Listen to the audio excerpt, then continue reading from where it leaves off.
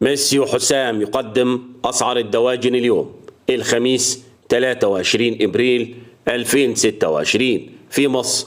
جملة وقطاعي. الحاضر يعلن الغايب. أسعار الفراخ البيضة والساسو. السلام عليكم ورحمة الله وبركاته.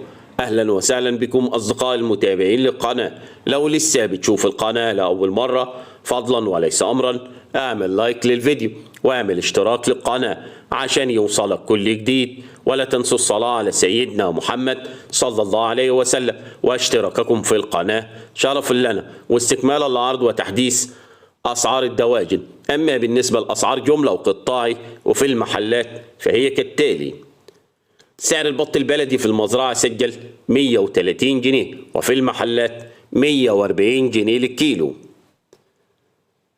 سعر البط الفرنساوي في المزرعة سجل 60 جنيه وفي المحلات 70 جنيه للكيلو.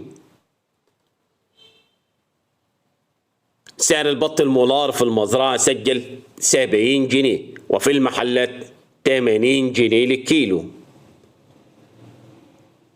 سعر البط المسكوفي في المزرعة سجل 95 جنيه وفي المحلات 105. سعر السمان في المزرعة 65 وفي المحلات 75 جنيه للجوز.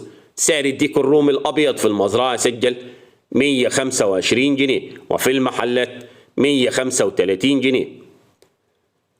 سعر الديك الرومي الأسمر البلدي في المزرعة سجل 135 جنيه وفي المحلات 145 جنيه.